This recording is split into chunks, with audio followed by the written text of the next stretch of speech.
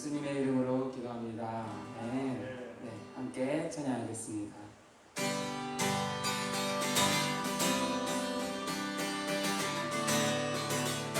함께 찬양합니다. 내가 매일 기쁘게, 내가 매일 기쁘게 주의 길 행하는 주의 팔이 나를 안보함이요. 내가 주의 큰 복을, 내가 주의 큰 복을 받는 참된 비교는 주의 영이 함께함. 한 번 더. 내가 매일 기쁘게, 내가 매일 기쁘게 주의 길 행하는 주의 팔이 나를 안보함이요. 내가 주의 큰 복을 받는 참된 비결은 주의 영이 함께하니. 성령이 계시네, 성령이 계시네, 할렐루야 함께하시네.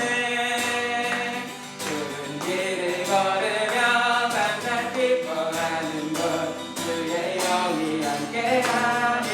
너의 죄에 빠져서, 너의 죄에 빠져서 평안함이 없을 때 예수 십자가의 공로를 이뤄 그 발 아래 엎드려 참된 평화 얻으는 주의 영이 함께한. 성령이 계시네, 성령이 계시네, 할렐루야 함께하시네. 좁은 길을 걸으며 밤낮 기뻐하는 것 주의 영이 함께하니. 나와 동행하시고, 나와 동행하시고 모든 염려하시니 나는 숲의 새와 같이 기쁘. 내가 기쁜 마음으로, 내가 기쁜 마음으로 주의 뜻을 행하는 주의 영이 함께하니. 성령이 계시네, 성령이 계시네, 할렐루야 함께하시네. 좁은 길을 걸으며 밤낮 기뻐하는 것 주의 영이 함께함. 하늘입니다. 세상 모든 욕망과, 세상 모든 욕망과 나의 모든 정욕은 십자가의 이미 못을 어두운 밤이 지나고, 어두운 밤이 지나고 무더운 길 벗으니 주의 영이 함께하니. 성령이 계시네, 성령이 계시네, 할렐루야 함께하시네. 좁은 길을 걸으며 밤낮 기뻐하는 것 주의 영이 함께하니. 성령이 계시네, 성령이 계시네, 할렐루야 함께하시네. 좁은 길을 걸으며 밤낮 기뻐하는 것 주의 영이 함께합니다. 아멘. 네, 이 시간 예배를 위해서 함께 다시 한번 기도하며 나아가겠습니다. 함께 기도하겠습니다.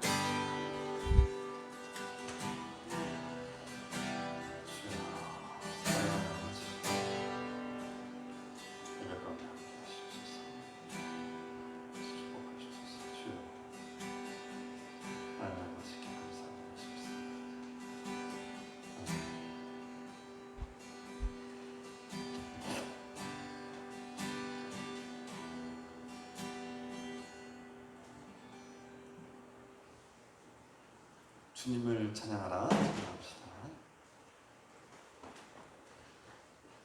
주님을 찬양하라. 온 세상이여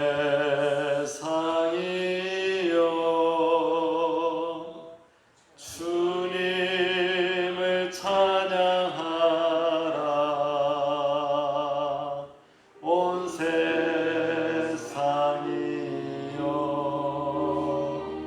다시 한번 하겠습니다. 주님을 찬양하라. 온 세상이여 주님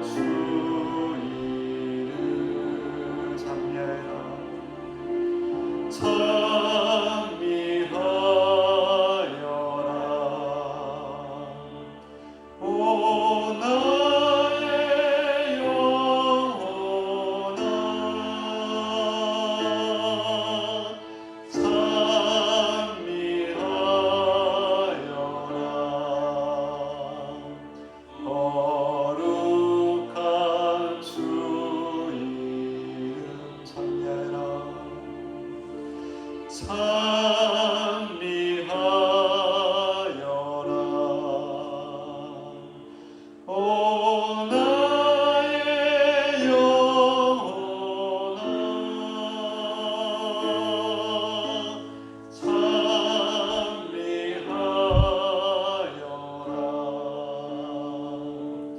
거룩한 주 이름.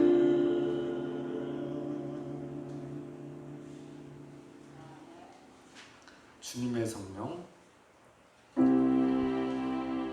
주님의 성령, 지금 이곳에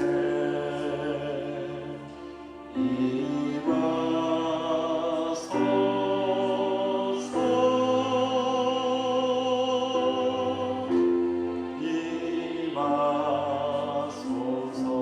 주님의 성령, 주님의 성령, 지금 이곳에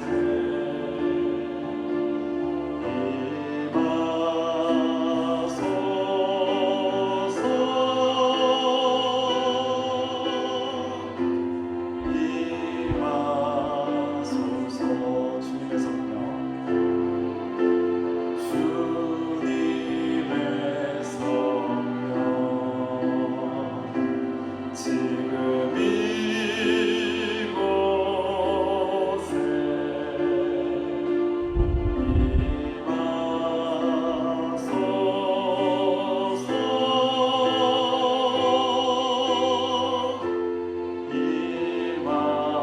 임하소서.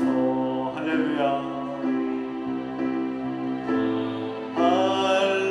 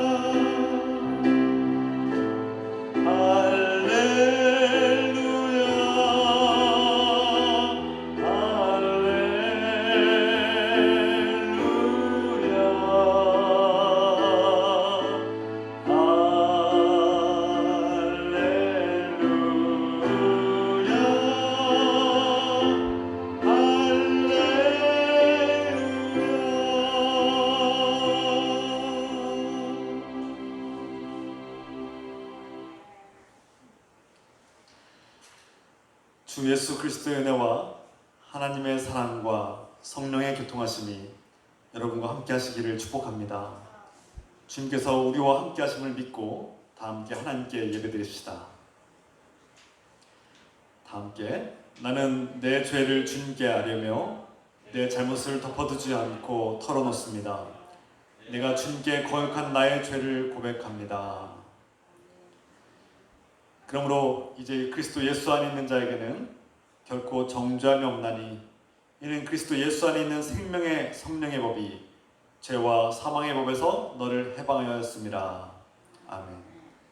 이 말씀을 의지하여서 우주 예수 그리스도의 은혜로 우리 모두의 죄가 사함받았음을, 용서받았음을 선포합니다.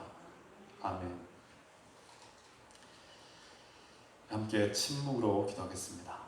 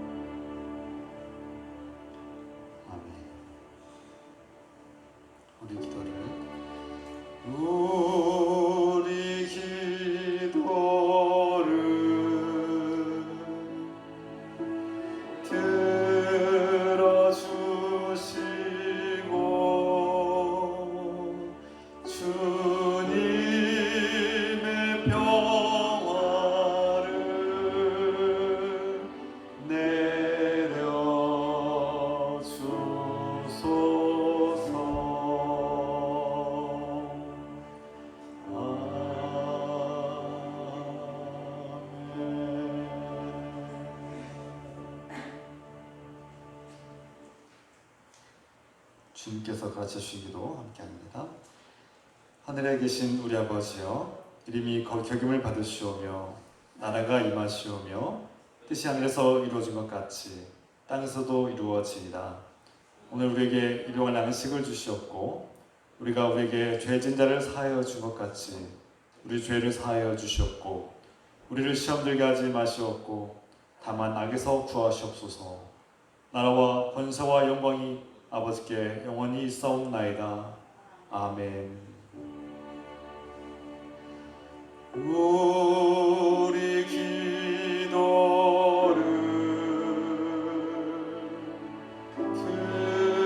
들어주시고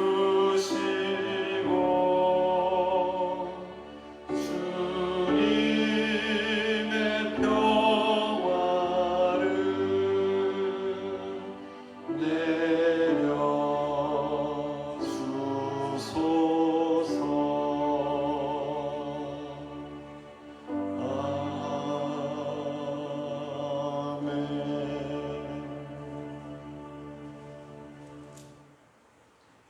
사도신경으로 신앙 고백드립니다.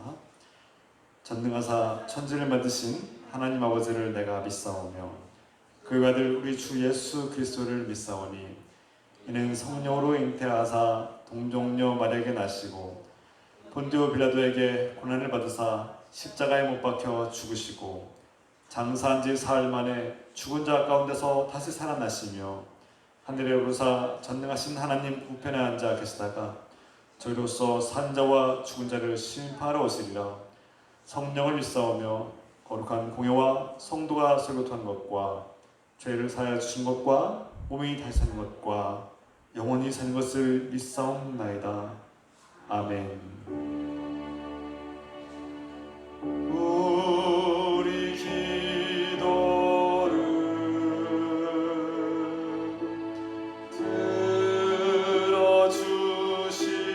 들어주시고 주님의 평화를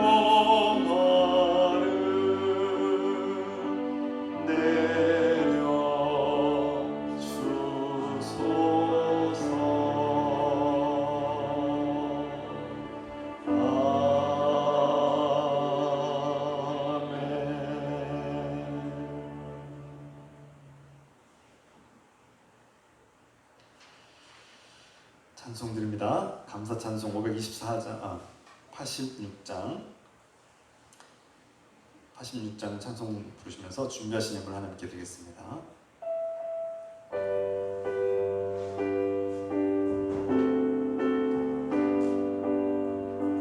내가 늘 의지하는 예수 나의 상처 입은 심령을 불쌍하게 여기사 위로하여 주시니 미쁘신 나의 좋은 친구 내가 의지하는 예수 나의 사모하는 친구 나의 기도 들으사 응답하여 주시니 미쁘신 나의 좋은 친구 주의 손 의지하고 살 때 나를 해할 자가 없도다. 주님 나의 마음을 크게 위로하시니 미쁘신 나의 좋은 친구 내가 의지하는 예수 나의 사모하는 친구 나의 기도 들으사 응답하여 주시니 미쁘신 나의 좋은 친구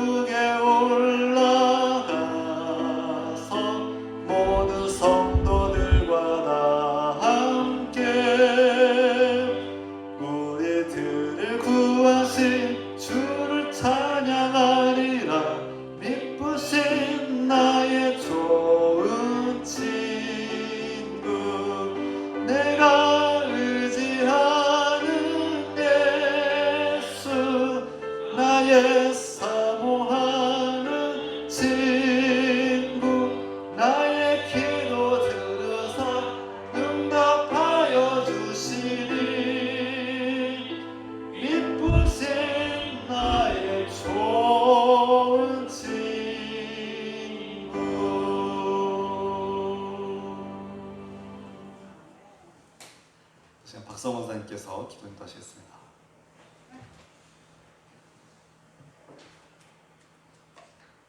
사랑의 하나님 아버지, 성령 강림 후 열째 주일 예배를 드리며 기뻐하고 감사합니다.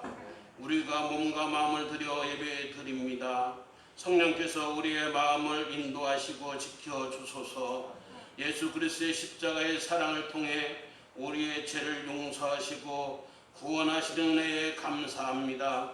우리에게도 부활의 소망을 주시고 하나님 나라를 값없이 주시니 기뻐하고 감사합니다. 주님께서 자비와 긍휼을 베풀어 주셔서 우리의 생업과 직장과 생계를 돌보아 주시니 감사합니다. 이러한 믿음과 감사를 담아 11조와 감사헌금, 선교헌금과 주일헌금을 드리오니 기쁘게 받아 주시옵소서. 우리가 드리는 예물을 통해 복음이 전파되고 선한 열매를 맺으며 교회가 든든히 서게 하소서. 늘 기쁜 교회의 모든 형제 자매들이 주님의 말씀에 순종하고 성령 안에서 같은 마음을 가진 같은 뜻으로 하나님 하나가 되게 하소서. 그래서 서로의 용서하고 사랑하며 섬기게 하소서. 우리도 오늘도 말씀을 전하시는 우리 목사님에게 성령의 능력으로 함께 하소서. 예수 그리스도의 이름으로 감사 기도드립니다. 아멘.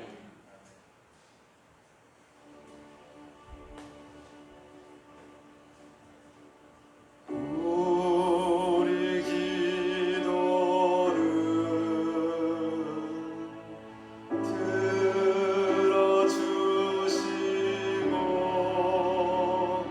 주님의 평화를 내려서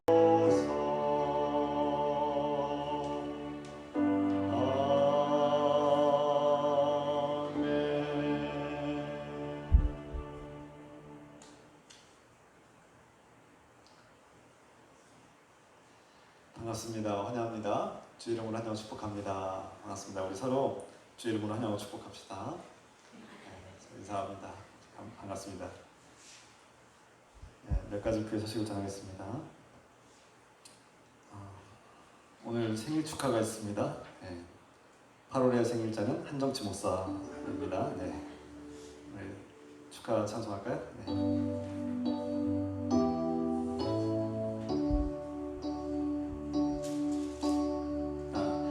당신은 하나님의 언약 안에 있는 축복의 통로, 당신을 통하여서 열방이 주께 돌아오게 되리. 당신은 하나님의 언약 안에 있는 축복의 통로, 당신을 통하여서 열방이 주께 예배하게 되리. 기도합시다. 사랑하는 하나님 아버지, 오늘 한정치 목사의 생일을 맞이해서 제가 기도합니다. 주님께서 주의 종으로 삼으시고 자녀로 택하여 주시고 불러주심을 감사드리며 이 땅에 태어나게 하시고 존재하게 하신 주님의 은혜를 깨닫고 감사드립니다. 주님께서 주의 종의 삶과 주의 종의 목회와 모든 가정과 삶 위에 함께 하시고 하나님께서 기뻐하시는 삶, 하나님을 높여드리는 삶, 주님과 동행하는 복된 삶 되게 축복하시옵소서. 감사드리며 예수 그리스도의 이름으로 기도드립니다. 아멘. 제가 오늘 셀프 축하를 했습니다. 여러분 축하해 또 감사드립니다. 감사합니다. 신도의 원래가 매월 둘째 주일 다음 주일에 있겠습니다. 참고하시고요. 사회적 거리두기 4단계가 지금 적용되고 있습니다. 대전에서는 지금 4단계가 처음으로 적용됐고요. 10% 이내 대면 예배를 지금 유지하고 있습니다. 그래서 우리 교회 10% 10명이서 예배드리고 또 2부 예배 때 또 10명이서 예배드리겠습니다. 참고하시기 바랍니다. 1부 예배는 10시 반, 2부 예배는 11시 반에 그렇게 있습니다. 자세한 사항은 밴드와 카톡에 있으니 참고하시고요. 여름성경학교는 사회적 거리두기 4단계로 인해서 보류했음을 알려드립니다. 8월 선교 퀴즈가 29일 마지막 주일 예배 때 고린도전서 14장부터 16장까지 있고요. 교회 차량을 구매했습니다. 네, 어제 그저께 완료했고요. 주님의 이 모든 과정에 주님께서 함께하시고 도우시네 감사드리고 또 여러분들의 기도와 그렇게 응원과 함께해 주시면 감사드립니다.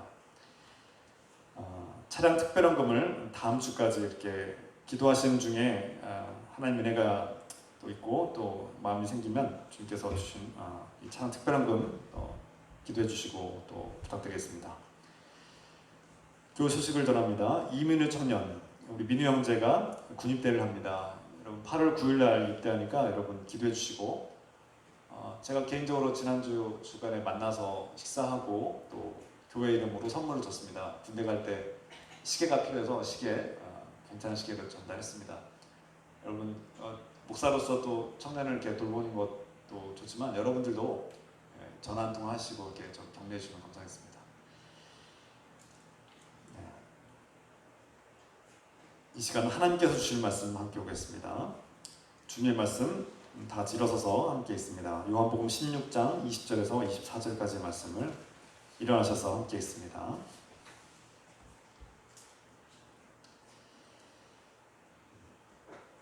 한 목소리로 읽겠습니다. 내가 진실로 진실로 너에게 이르노니 너희는 곡하고 애통하겠으나 세상은 기뻐하리라. 너희는 근심하겠으나 너의 근심이 도리어 기쁨이 되리라. 여자가 해산하게 되면 그때가 이르렀으므로 근심하나 아기를 낳으면 세상에 사람 난 기쁨으로 말미암아 그 고통을 다시 기억하지 아니하느니라. 지금은 너희가 근심하나 내가 다시 너희를 보리니 너희 마음이 기쁠 것이요 너희 기쁨을 빼앗을 자가 없으리라. 그날에는 너희가 아무것도 내게 묻지 아니하리라. 내가 진실로 진실로 너에게 이르노니 너희가 무엇이든지 아버지께 구하는 것을 내 이름으로 주시리라. 지금까지는 너희가 내 이름으로 아무것도 구하지 아니하였으나 구하라 그리하면 받으리니 너희 기쁨이 충만하리라. 아멘.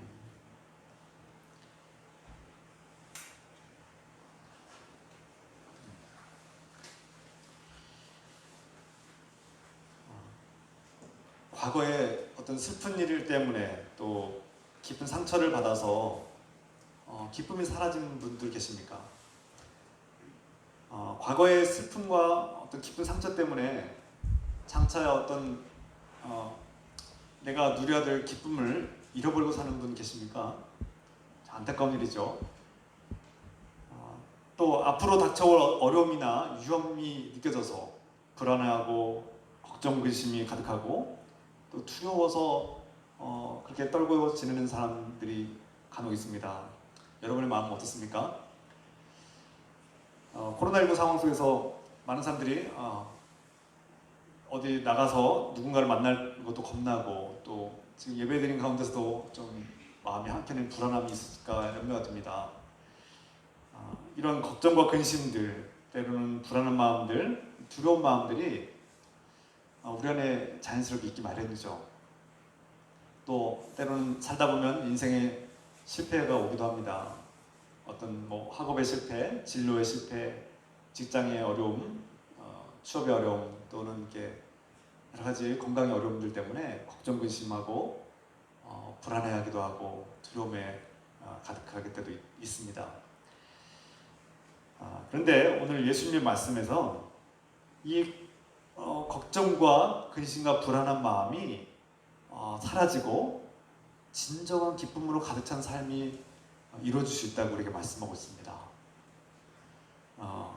오늘 본문에서 예수께서 그 불안과 걱정, 두려움이 밀려오는 가운데서도 진정한 기쁨을 누리는 삶, 그 삶이 무엇인지 우리에게 말씀하고 있는데요. 먼저 예수님께서는 출산을 앞둔 임산부의 상황을 떠올리게 만드십니다. 여러분 임산부를 떠올려 보십시오. 지금 만삭이 돼서 이제 아이를 낳으려고 하는 그런 임산부가 있습니다. 이 임산부는 뭐 남자들은 조금 공감하는데 한계가 있지만 여성분들은 잘 이해할 겁니다. 아이를 낳아본 분들은 특히 알 텐데요. 뱃속의 아기를 출산할 때가 다가오면 뱃속의 아기가 건강할까? 정말 건강히 잘 나올까? 이런 염려가 들기도 하고 아기가 나올 때 진통이 너무 심하면 너무 아프고 고통스러우면 어떡할까? 이런 두려움과 걱정이 생기기 마련이죠. 남편이 오지 않아서 보호자가 없이 애를 낳으면 어떡하지? 내가 남편 없이 혼자서 병원에 가야 되는 상황이 펼치면 어떡하지? 이러한 수많은 생각들이 밀려와서 출산을 임박한 그 임산부들은 이제 아이를 낳고 이제 아이를 낳는 그 과정에서 걱정 의심이 많아질 수 있습니다. 이처럼 인부가 아기를 낳을 때 고통에 대한 이런 두려움, 또 아기를 잘 낳을 수 있을까 하는 걱정들. 물론 오늘날의 의학과 의료시설이 잘 갖춰진 시대에서 아기를 낳는 게 쉬운 일이었지만 과거에는 아기를 낳는 게 목숨을 걸어야 되는 일이기도 했습니다. 그래서 잘못하다가 아기를 낳다가 이렇게 죽게 되는 산모들이 많이 있었죠. 의외로 많이 있었습니다. 그런데 임산부가 아기를 낳은 후에 어떻습니까? 아기를 낳으면 그동안 저희 아내는 10시간, 첫째를 낳을 때 10시간 이상을 진통을 했는데 그 10시간 동안 정말 죽을 것 같은 그 고통을 겪으면서 그 온갖 고통과 두려움과 근심 걱정에 쌓였던 그 산모가 아기를 낳는 순간 그 아기의 생명의 탄생과 그 사랑스러운 아기의 모습을 보면서 기뻐합니다. 방금 전만 해도 막 진땀을 빼고 막 목숨을 걸고 소리를 지르면서 정말 죽기 살기로 아이를 낳는데 그 아기를 낳는 순간 그 고통이 싹 사라지고 잊어버리고 그 생명의 기쁨, 그 아이를 낳은 그 기쁨과 그 감격과 감동에 마음이 싹 녹아지고 그 고통의 기억이 다 밀려가는 것입니다. 그리고 기쁨을 누리게 된 것이죠. 그래서 엄마는 그 귀엽고 사랑스러운 아기를 보면서 자신이 그동안 오랫동안 인부의 생활을 하면서 겪었던 어려움이나 불편이나 걱정이나 근심들이 사라진 것을 느끼고 그 기쁨과 감격에 가득하게 됩니다. 그 이유는 무엇입니까? 그 산모가 자신이 왜 그토록 진통을 겪어야만 하는지 이유를 알기 때문에 생명을 낳기 위해서 그 모든 과정을 내가 인내했다는 그 목적과 이유를 알기 때문에 그 고통이 억울하지 않고 감사와 기쁨으로 바뀌는 것이죠. 여러분, 그래서 생명을 품고 낳고 기르는 엄마의 사랑과 기쁨은 그 고통에 대한 기억과 걱정과 두려움보다 더 강하고 압도하는 능력이 있습니다.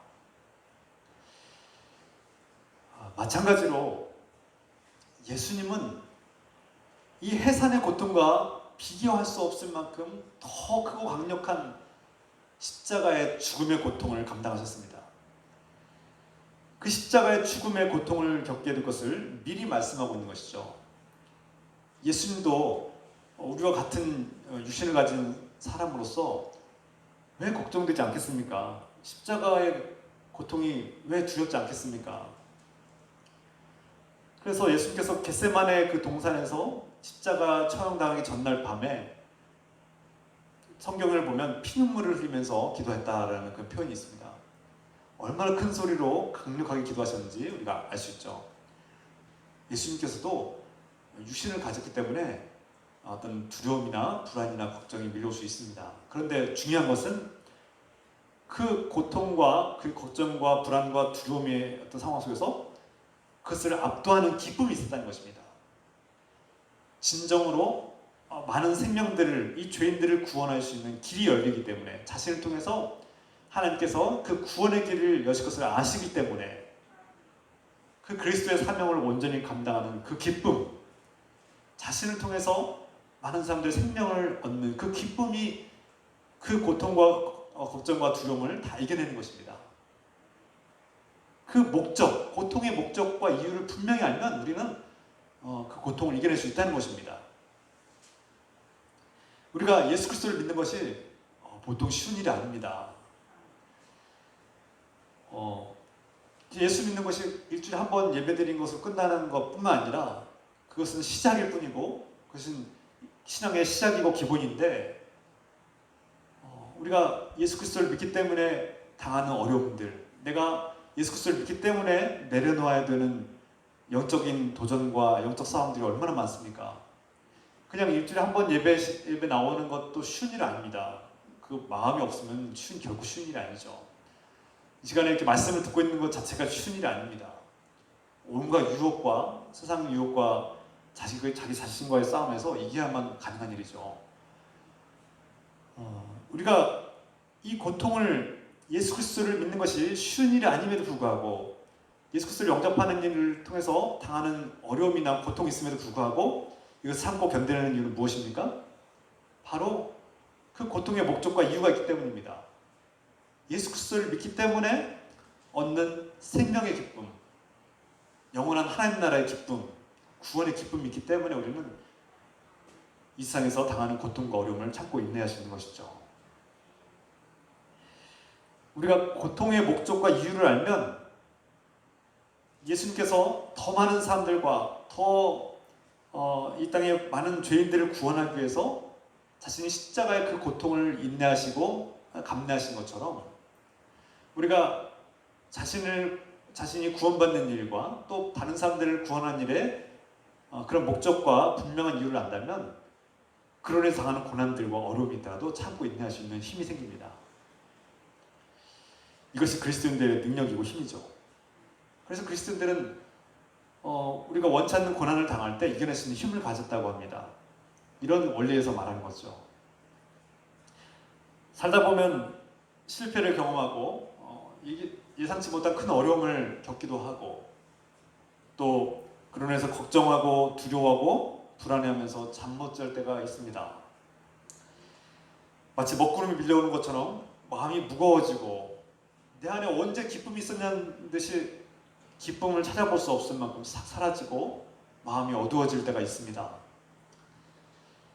마음에서 사랑했던 그리고 기뻐하고 믿음으로 생활했던 그 기억과 그 빛에 마음의 빛이 싹 사라지고 먹구름에 가져서 마치 태양이 없는 것처럼 사랑의 빛이 사라진 것처럼 느껴질 때가 있다는 것이죠. 얼마 전까지만 해도 예수 그리스도를 믿고 하나님의 은혜를 받았다고 기뻐하고 찬양하고 감사하면서 하나님께 찬송하던 그 내 모습이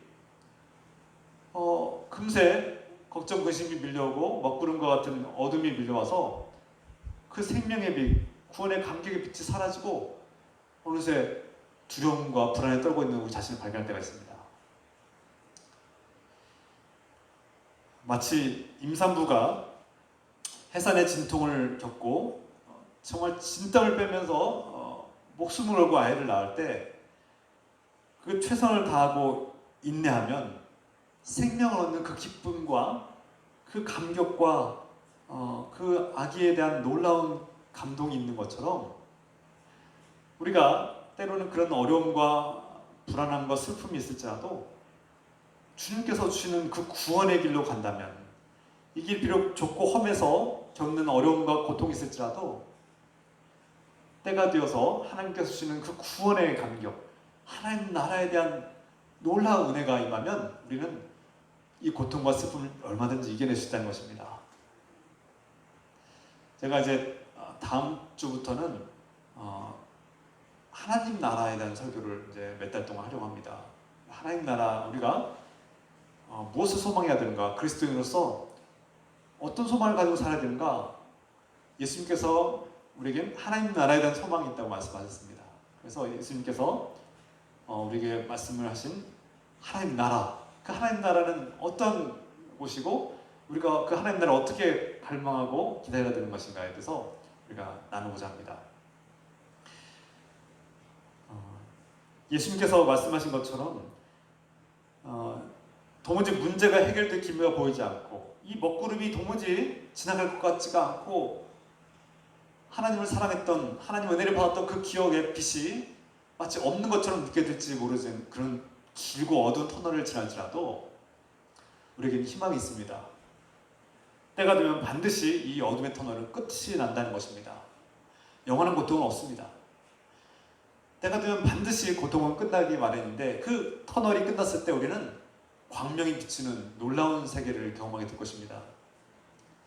우리가 비록 이 어두운 길고 긴 터널을 지날지라도 때로는 내 삶이 끝난 것 같이 절망이 밀려올지라도 여전히 하나님의 빛, 사랑의 빛은 여전히 그 먹구름 뒤에 존재하고 있고 때가 되면 우리를 비춰줄 것이 분명합니다.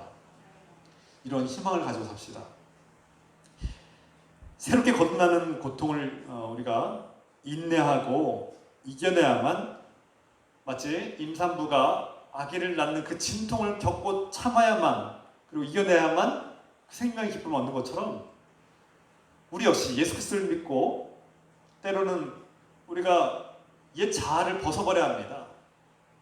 예수 그리스도를 믿으면 아까 앞에서 말씀드린 것처럼 어려움이 있는데 그 중에 가장 큰 어려움이 자기 자신과의 싸움입니다.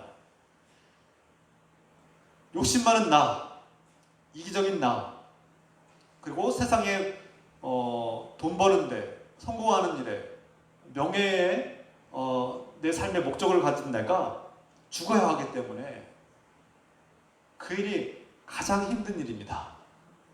세상의 우상을 숭배하고 또 자기 자신을 우상화했던 나를 벗어버리고 던져버리고 죽이는 그 일이 보통 일이 아닙니다. 우리 힘으로는 할 수 없는 일입니다. 이것은 예수 그리스도의 십자가의 은혜로 성령의 능력으로만 가능한 일입니다. 성령께서 옛 자아를 벗어버리도록 거듭나는 옛 자아 위에 생명의 성령의 법이 덧씌워져야만 우리가 거듭날 수 있고 새로운 존재로 탄생하는 것입니다. 여기서 오늘 본문의 말씀을 우리가 좀 더 깊이 묵상하고 나올 텐데요. 그리스도인들이 주목해야 될 중요한 부분이 있습니다. 이전에 경험했던 고통의 기억들은 어떻게 될까요? 내가 하나님을 영접하고 예수 그리스도를 영접함으로써 하나님을 믿고 구원받은 자녀로서 이제 감격과 기쁨을 얻는다고 말씀드렸는데 이 기쁨과 감격을 누리는데 그러면 옛날에 내가 받았던 상처들, 예수님을 만나기 이전의 상처와 아픔들, 그리고 심지어 예수님을 만난 이후에도 당하는 어떤 억울함과 고통과 상처와 지우지 못할 기억들이 있다면 어떻게 해야 됩니까? 우리가 여기서 오해하면 안 되는 중요한 영적인 원리가 있기 때문에 제가 말씀드립니다. 과거의 기억들이 단순히 예수 믿는다고 해서 다 사라지는 걸까요?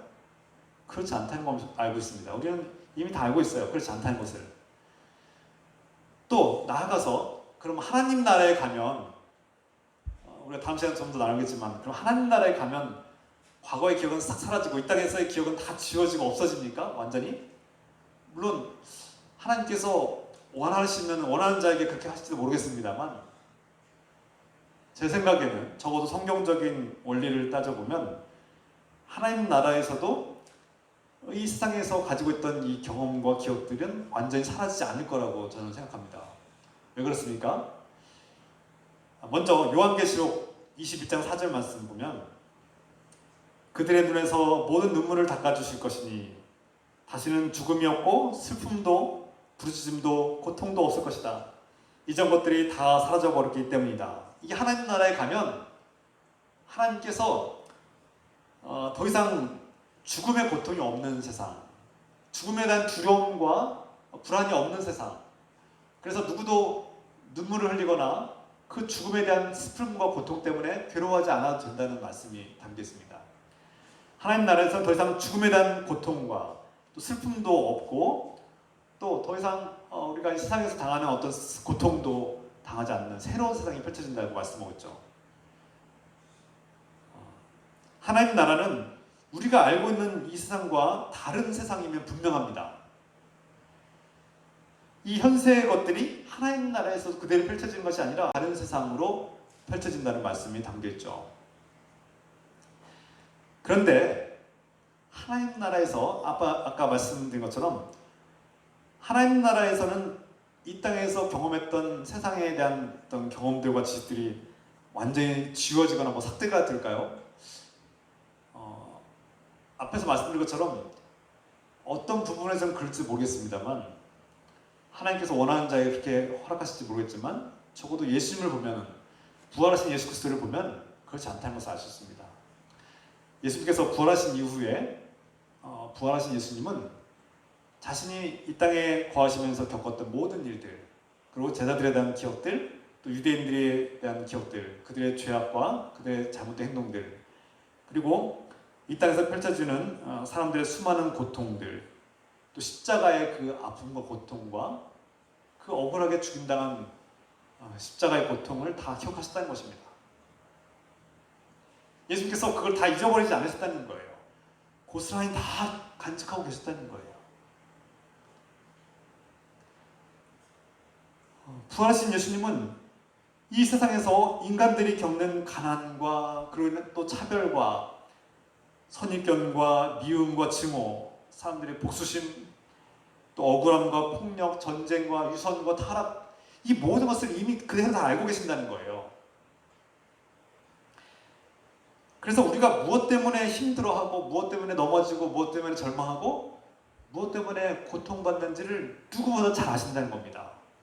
그래서 우리는 예수님의 이름으로 기도할 때 주님께서는 내 마음을 다 아시리라는 것을 우리 믿고 기도하는 것이죠.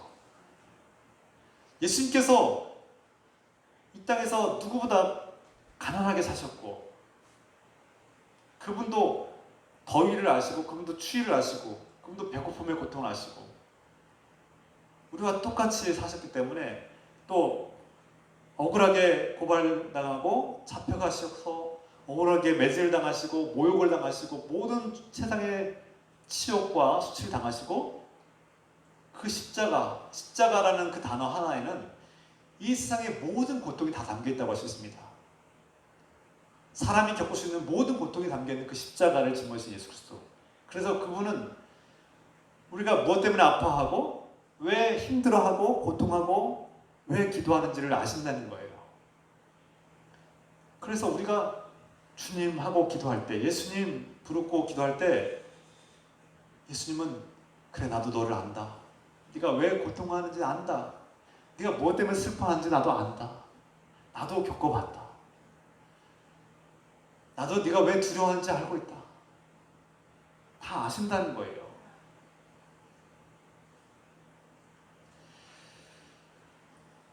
우리가 예수님 이름으로 기도할 때 주님께서는 우리의 고통을 아시기 때문에 우리의 연약함을 아시기 때문에 우리가 무엇 때문에 마음이 흔들리는지 잘 아시기 때문에 사탄 마귀가 우리를 어떻게 유혹하는지 그분도 경험하셨기 때문에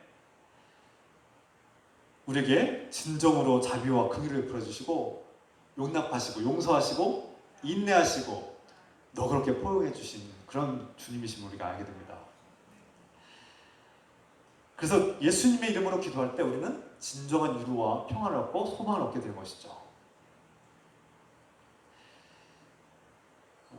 그래서 하나님 나라에서도 부활하신 예수님이 가진 그 기억들을 삭제하지 않았다면 여전히 우리의 고통을 아시는 주님, 그 모든 고통을 다 십자가의 고통을 다 기억하시는 주님께서 그 고통을 고스란히 간직하고 있음을 우리는 보고 있습니다. 그러면 앞에서 말씀드린 요한계시록의 말씀처럼 하나님 나라에서는 다 눈물도 사라지고 고통도 사라지고 슬픔도 사라지고 죽음도 사라진다고 했는데 우리의 기억이 그대로 아픈 상처의 기억들이 있다면 그러면 슬프지 않을까요? 그 고통의 기억들이 있다면 여전히 괴롭지 않을까요? 근데 그렇지 않다는 것입니다. 왜요? 예수님께서 그 십자가의 고통의 기억에 얽매였거나 갇히셨다면 그렇습니다만 부활하신 예수님은 그 고통의 십자가의 고통에 얽매거나 갇히지 않으셨습니다. 자유하셨습니다. 반대로 부활의 기쁨, 많은 사람들을 구원하시는 그 생명의 기쁨, 그 감동과 기쁨이 예수님의 삶에 압도적으로 넘치기 때문에 예수님은 그 고통의 기억을 잊어버리셨다는 것입니다. 그러니까 우리가 지워지고 삭제하고 없어지는 것과 그 고통이 여전히 있음에도 불구하고 기쁨과 사랑의 그 구원의 생명에 대한 기쁨과 감격이 우리 안에 가득하면 그 아픔과 고통이 밀려나는 것을 알 수 있습니다. 그래서 우리가 흔히 말하기를 사랑에 대한 이별에 대한 고통은 새로운 사랑을 통해서 치유된다는 말이 있죠. 굉장한 큰 명언입니다. 과거에 자신이 어떤 이별에 대한 고통으로 괴로워하고 그것에서 벗어나지 못하고 있어서 괴로워한다면 그것을 지우려고 하고 없애려고 하고 삭제하려고 한다고 됩니까? 그 아픈 기억이 사라집니까? 오히려 지우려고 하려면 할수록 더 고통스럽지 않습니까? 더 기억에 각인되지 않습니까? 잘 안 됩니다. 반면 진실한 사랑을 만나서 그 사랑의 기쁨으로 가득하면 과거에 그 아팠던 씁쓸하고 고통스러웠던 이별의 기쁨이 잊어집니다. 잊어지고 사라집니다. 그 기억들은 아련하게 남아있죠. 그러나 누군가를 깊이 사랑하고 크게 사랑하면 그 사랑의 기쁨이 그 아픔과 고통의 기억들을 밀어냅니다. 그래서 내 마음에 사랑과 기쁨으로 평화가 가득하게 되는 것이죠. 우리 젊은 이들에게는 이 말씀이 큰 위로가 되길 소망합니다. 임산부가 아이를 낳을 때 그 진통과 고통의 기억을 기억하면 둘째를 낳을 수가 없습니다. 아우, 내가 그렇게 고통하고 죽다 살았는데 나 아파서 안 낳을 거야, 둘째 안 낳을 거야, 이렇게 생각할 겁니다. 그런데 또 둘째를 갖고 때로 셋째를 갖기도 합니다. 사람마다 다르긴 하지만 간혹 죽을 고비를 겪은 분들은 간혹 이제 더 이상 낳지 않는 경우도 있긴 하지만 많은 여성분들이 첫째를 낳고 또 둘째를 낳는 그 이유는 무엇입니까? 그 아이를 낳는 고통이 크다는 걸 알고 있어요. 다 기억이 나요. 그런데 그 아이를 낳은 그 생명을 얻은 기쁨, 그 아이가 탄생해서 그 아이가 자라나는 그 모습을 보면 그 생명의 기쁨과 아이가 주는 기쁨이 그 10달 동안의 고통과 또 해산의 고통보다 훨씬 강력하고 압도하는 기쁨이기 때문에 우리는 둘째를 낳을 수 있는 용기와 힘을 갖게 된 것이죠. 마찬가지로 이런 의미에서 하나님 나라에서는 이 세상의 모든 기억이나 고통의 기억들을 삭제하거나 지우는 것이 아니라 그것이 남아있을지라도 하나님께서 주시는 영원한 생명의 기쁨, 사랑의 기쁨, 그 감격과 감사가 넘치기 때문에 이 땅에서 겪었던 슬픔과 외로움과 핍박과 고통과 괴로움들이 밀려나고 아련하게 저 멀리 밀려나고 사라진 것처럼 느껴진다는 것이죠. 실제로 영적으로는 사라진다고 할 수 있습니다. 새로운 존재로, 새로운 존재, 이전과 다른 그 상처의 기억에 갇혀있고 구속된 옛 자아가 죽고 하나님의 사랑으로 새롭게 거듭나고 새롭게 창조된 존재로 사는 것이 바로 하나님 나라의 삶이 아닐까요? 이것은 세상이 줄 수 있는 기쁨이 아닙니다. 세상은 이런 기쁨을 줄 수 없습니다. 이것은 오직 예수 그리스도 안에서만 얻을 수 있는 참된 기쁨입니다. 저 여러분 가운데 이런 기쁨이 있기를 소망합니다. 두 번째로, 그렇다면 세상이 줄 수 없고 빼앗을 수 없는 이 참된 기쁨은 어떻게 얻어야 합니까? 이 구체적인 방법은 무엇입니까? 예수께서 오늘 말씀하시죠? 오늘 말씀 같이 읽겠습니다. 23절, 24절 말씀, 23절과 24절. 그날에는 너희가 아무것도 내게 묻지 아니하리라. 내가 진실로 진실로 너희에게 이르노니 너희가 무엇이든지 아버지께 구하는 것을 내 이름으로 주시리라. 아멘. 24절 말씀. 지금까지는 너희가 내 이름으로 아무것도 구하지 아니하였으나 구하라. 그리하면 받으리니 너의 기쁨이 충만하리라. 아멘.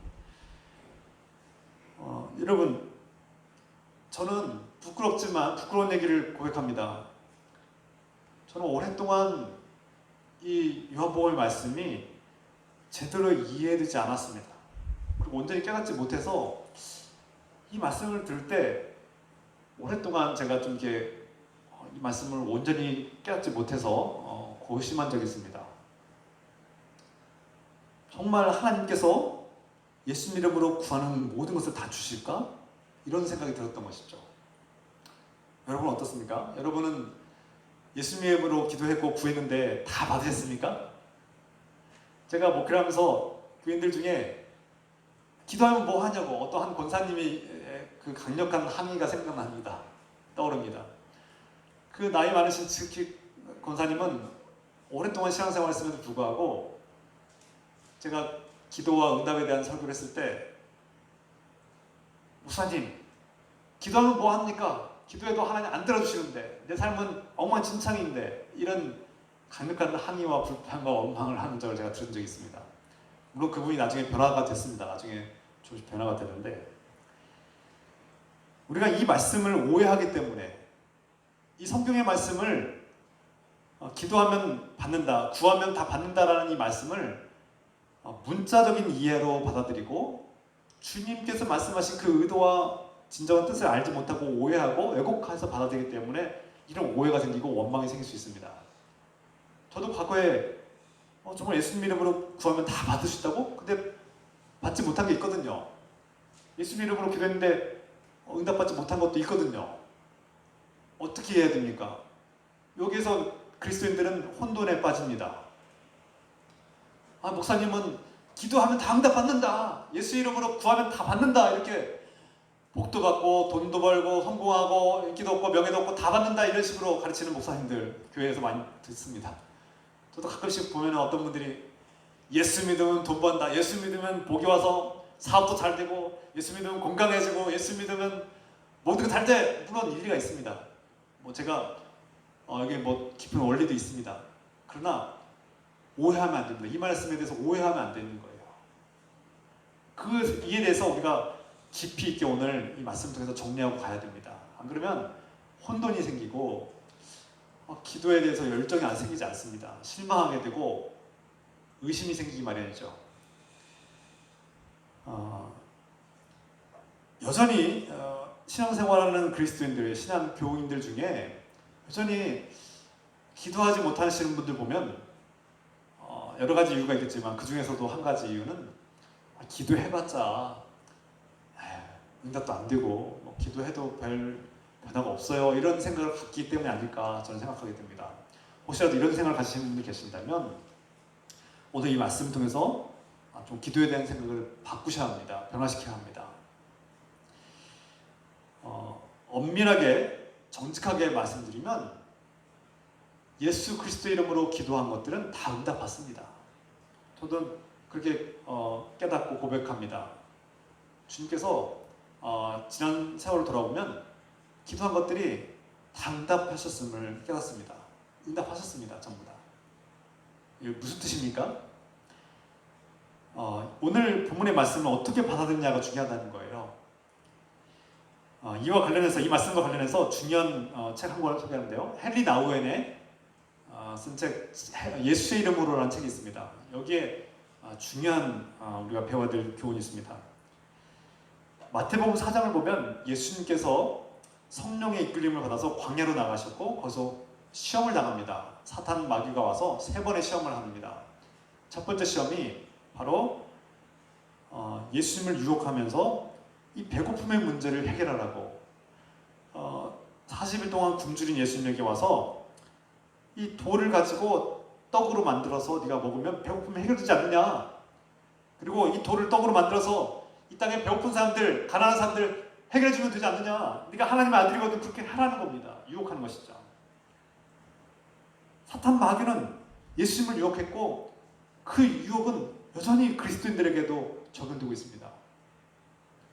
네가 하나님의 자녀이면 하나님의 복받은 사람이면 왜 네 가난 문제가 해결 안 되는 거야? 네 배고픔의 문제, 먹고 사는 문제가 왜 해결 안 되는 거야? 하나님께 기도해. 돌을 떡으로 바꿔달라고 기도하라고 이렇게 유혹하는 것입니다. 이게 사탄의 유혹이라는 거예요. 예수님을 유혹한 사탄 마귀는 여전히 저 여러분들을 유혹한다는 거예요. 네가 하나님의 아들이라며, 네가 하나님의 딸이라며, 그러면 기도의 능력으로, 성령의 능력으로 가서 가난한 사람들 부유하게 만들어줘야 되는 거 아니야? 저 배고프면 고통스러운 사람들 네가 해결해줘야 되는 거 아니야? 교회는 뭐 하는 거야? 사탄은 많은 그리스도인들에게 세상의 문제, 이 현실에 당면한 문제들을 당장 해결하라고, 그것이 하나님의 능력을 사용하는 목적이라고 우리에게 말씀하고 있습니다. 그런데 예수님은 뭐라고 말씀하십니까? 이에 대해서 단호하게 거절하죠. 예수님께서 말씀하시기를 사람이 떡으로만 살 것이 아니요 하나님의 말씀으로 살 것이다, 이렇게 말씀하십니다. 무슨 뜻입니까? 물론 사람이 밥으로 먹고 살아야죠. 그런데 사람이 영원한 생명을 얻고 구원을 받는 것, 진정한 인간의 본질을 회복하는 것은 하나님 말씀으로 된다는 것입니다. 그리고 예수 그리스도가 이 땅에 오신 사명은 이 땅의 배고픈 자들을 다 해결해 주는 것이 아니라, 그 가난의 문제를 해결해 주시러 오신 것이 아니라 하나님의 말씀, 진리를 전파하고 선포하기 위해서 오셨다는 것을 분명하게, 그리스도의 사명을 분명하게 선포하신 것이죠. 물론 그리스도인들이, 교회가 가난한 사람들을 불쌍히 여기고 그들을 돕고 섬기는 일은 매우 중요한 사역으로 삼아야 합니다. 우리가 교회가 힘써야 될 중요한 사역입니다. 고통받는 사람들과 함께 연대하고 연합하고 그들을 섬기고 도우는 것은 교회가 해야 될, 그리스도인들이 해야 될 사명입니다. 그러나 중요한 것은 그것이 중요하지 않다는 것이 아니라 우선순위가 있다는 것이죠. 교회의 목적, 그리스도인들의 목적은 가장 먼저 하나님의 말씀이 회복되는 것입니다. 하나님과의 사랑의 관계가 회복되는 것입니다. 예수님께서 이것을 말씀하고 있는 거예요. 두 번째, 세 번째 시험도 마찬가지입니다. 사탄 마귀가 와서 예수님을 시험하고, 두 번째 시험에서 예수님을 성전 꼭대기로 데려가서 뛰어내리라고 유혹합니다. 그러면 천사들이 너의 발을 받쳐서 너를 죽지 않게 할 것이고, 너는 와, 대단한 사람이다 라고 칭송을 받고 많은 사람들이 너를 숭배할 것이고, 네가 명예를 얻고 이 땅에서 성공을 얻고 네가 사람들에게 인기를 얻을 것이다 라고 그렇게 유혹합니다. 우리는 예수를 믿으면 내가 성공하고 세상에서 인기가 많아지고 내가 잘 나가는 사람이 되고 뭔가 특별한 사람이 되고 내가 얻고 싶은 것을 얻을 거라고 기대할지 모릅니다. 그것은 예수 이름으로 기도하는 목적이 아니라는 것을 우리는 알고 있습니다. 이것은 사탄의 유혹입니다. 사탄은 우리가 하나님께 또 예수님 이름으로 기도할 때 이런 것을 구하라고 유혹합니다.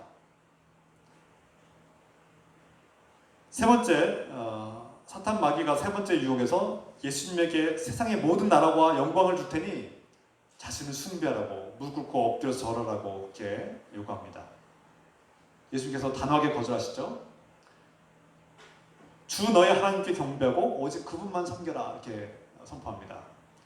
앞에서 말씀드린 이 모든 세 가지의 마귀의 유혹은 한마디로 요약하면 예수님께서 이 땅에 오신 목적과 생애의 목적과 사명의 이유는 하나님을 사랑하는 일, 하나님께 충성하고 순종하는 것임을 우리가 알 수 있습니다. 그러므로 우리의 궁극적인 목적이, 우리가 기도할 때 우리의 궁극적인 목적이 무엇인가를 우리는 분명히 알아야 합니다.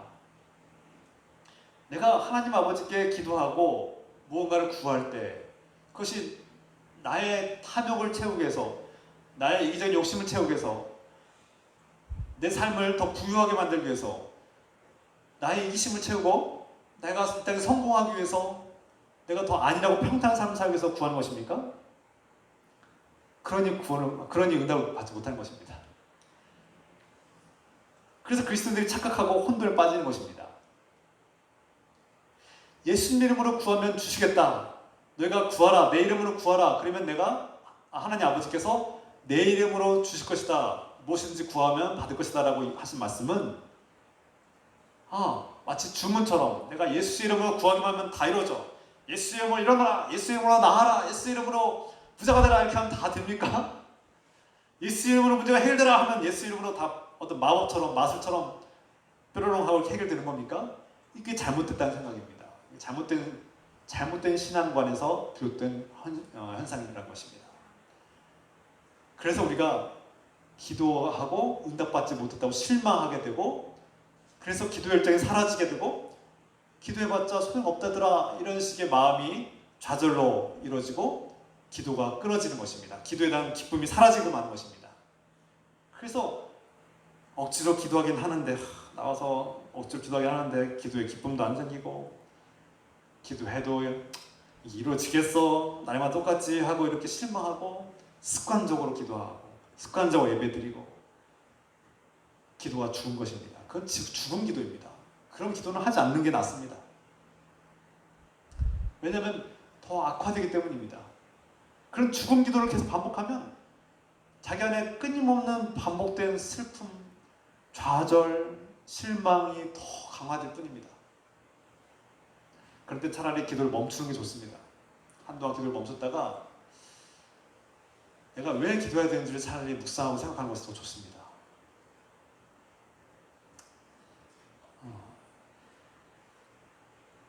우리가 예수님의 이름으로 구하라. 아버지께 예수의 이름으로 구하면 무엇이든지 주실 것이다 라고 하신 이 말씀을 우리가 오해하면 왜곡되게 받아들이면 우리는 혼돈에 쌓이게 되고 잘못된 배신감과 실망에 주저앉게 되고 영적 침체에 빠질 수 있는 위험에 빠지게 됩니다. 그러므로 그리스도인들이 예수 이름으로 기도하고 구한다는 것은 한마디로 하나님 아버지의 뜻대로 구하는 것을 의미합니다. 겟세마네 동산에서 십자가의 처형을 앞둔 예수님께서 간절하게 정말 큰 소리로 기도하고 엎드려서 피눈물을 흘리며 기도한다고 했는데요. 오랜 기도 끝에 예수님께서 우리에게 가르치시는 중요한 영적 핵심은 예수님께서도 우리와 같은 육신의 성정이 있었기 때문에 불안하고 두렵고 걱정이 되는 겁니다. 과연 이 십자가를 짊어지고 죽는 것이 과연 내가 잘한 일일까? 정말 이것이 하나님 아버지의 온전한 뜻인가를 분별하기 위해서 기도했던 것으로 여겨집니다. 그리고 자신의 삶을 온전히 감당하기 위한 결단한 시간이었겠죠. 그런데 그 기도의 마지막의 결론은 무엇입니까?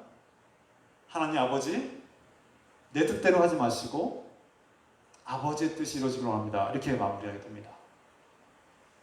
여러분, 기도할 때 내 뜻, 나의 원하는 것이 있을 수 있습니다.